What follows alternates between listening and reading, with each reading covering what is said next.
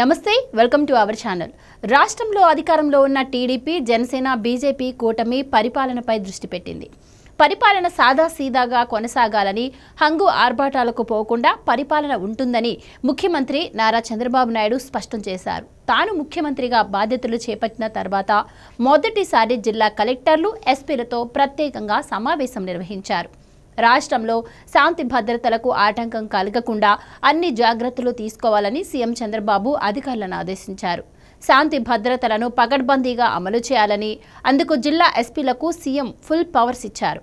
ఎస్పీలతో సమావేశం సందర్భంగా పలు సూచనలు చేశారు చంద్రబాబు.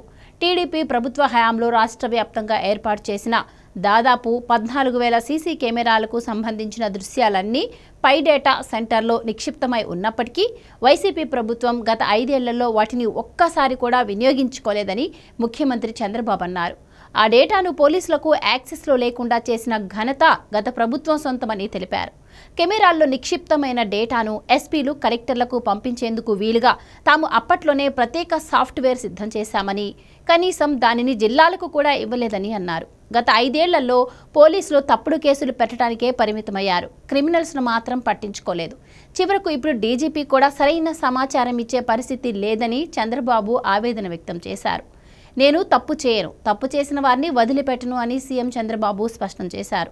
రాష్ట్రంలో గత 5 ఏళ్లలో నేరాలకు పాల్పడిన వారి తప్పుల్ని వెలికితీసి శిక్షిస్తాం, వారిపై చట్ట ప్రకారం చర్యలు తీసుకుంటామని ఆయన అన్నారు. గత 5 ఏళ్లలో రాష్ట్రంలో పొలిటికల్ రౌడీయిజం పెరిగిందని, వారిని ఎప్పటికప్పుడు కనిపెట్టి అణిచివేయాలని పోలీసులను ఆదేశించారు.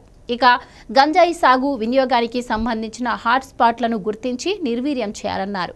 గంజాయి స్మగ్లింగ్ నెట్వర్క్ సీక్రెట్ సర్వీసెస్ తరహాలో తయారైంది. ఆ కింగ్ పిన్లను పట్టుకోవాలని, దానికంటే ముందు మన రాష్ట్రంలో సాగు లేకుండా చూడాలని, ఆ తర్వాత ఇతర రాష్ట్రాల నుంచి రాకుండా కట్టడి చేయాలని ఆదేశించారు. ఎవరు నేరానికి పాల్పడినా బాధితులకు శిక్ష పడేలా చేయాలని, అప్పుడే శాంతి భద్రతలు నియంత్రణలోకి వస్తాయని ముఖ్యమంత్రి అన్నారు. మహిళలపై నేరాలు, సైబర్ నేరాలు, దౌర్జన్యాలు అరికట్టాలన్నారు చంద్రబాబు.